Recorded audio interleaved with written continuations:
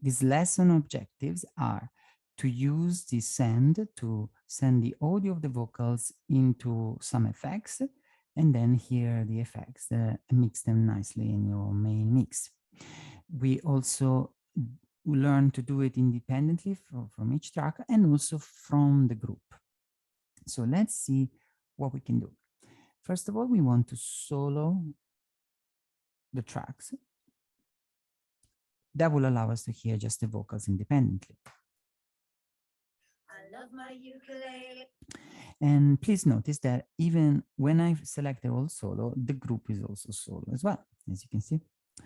Then another feature that we need to do is we want to hear a lot of time just the vocals. We don't want to waste our time listening to other parts where there's no vocals.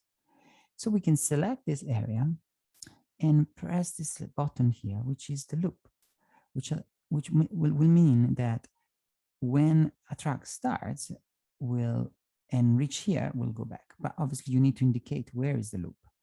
And you need to collect that little marker and extend it up till here. So if I move my playback here, see what's happening. I hate my ukulele, don't play my ukulele. I hate my ukulele, let me down. I love my ukulele. You see that it went back. It goes back to the beginning. So you said that the cursor went back to the beginning and we started again. So let's go in clip view by pressing the tab, and let's arrange our sends to go into the reverb. What reverb?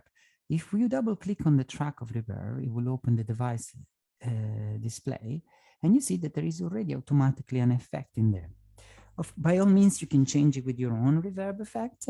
But this is pretty good for us to start with, and also we want to use stuff that you also have. The effects in there can be changed. So reverbs basically create the reverberation of a room. So if I'm in a room that is very dry, my voice will not be very big and resonating. It will be up and it gets absorbed straight away. If instead I'm in a room like a church, it will be very wide and long, the reverberation. And these are the settings that you can adjust. There are manuals that can help you with all these particular aspects of the delay. So the pre-delay, the shape, the size, they're pretty intuitive, but at the moment I would say just browse around and see some setting or leave it as it is. What we want to know is the basic of how to connect to those effects, regardless of the type of effect.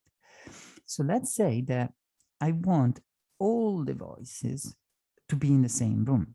I'm not going to send some track into the reverb just individually. I will send it from the group. And from my vocal group here, I could say go quite a good amount into the reverb. So let's hear. I love my ukulele, I love my ukulele, I love my without ukulele, let me down. With. I play my ukulele, I play my ukulele. That's quite useful. And the next bit to make your mix perfect is to balance the level of how much of the reverb is coming back into the track. I love my ukulele, I love my ukulele, I love my ukulele. Too much? Good amount. I play my ukulele, I play my ukulele, I play my... This is a good way to send all the tracks in one go in there. But obviously you don't differentiate. So it could be that the Tommy voice, you want it with less reverb and more reverb on Kenny. So these are artistic choices that you can have. Let's send something independently. And we look into the second effect track, which is called the delay. To remind you, to create a track, you just simply go on the create and insert return track. They call return because basically the sound goes in and then they go back into the mix. That's why they call it like that.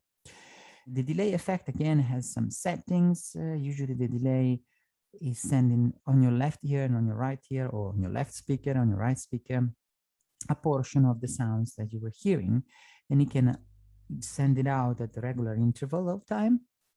It can be sent out at the same time synchronized or phased out.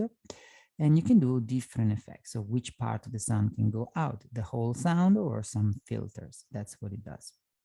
But too advanced for the moment. Simply again, leave the effect as it is.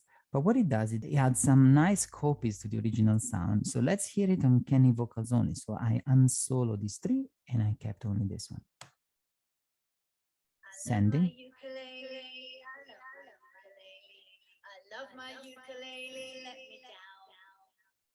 I play my ukulele, I play my ukulele. I play my ukulele every day. That's pretty cool. Probably it's not something that we want all the way through, but we can adjust for each of them a little bit of delay. They all going into the reverb. The delay can be put a little less than that. And let's hear. I love my ukulele, I love my ukulele. I love my ukulele, let me down. Without. I play my ukulele, I play my ukulele. With. I play my ukulele every day. You can let me down, let me down, let me Without. down. You can lay me down, you can With. let me down. You can lay me down, let me down. You will say it's a subtle difference, but it makes a difference in the overall quality of the sound. And by the way, you could have different effects there. These are just to filling and make the mix more delicious. But you can have distortion, you can have all sorts of things happening there. We learn how to use the group for sends. We learn how to use individual track for sends. We learn a bit what are return tracks and how they work. Any track, even our instrument, can be sent to the return track. And so we're gonna wait for the next video where we need to do an operation to one of the vocals because as you can see, something is missing there. So let's go to the next video.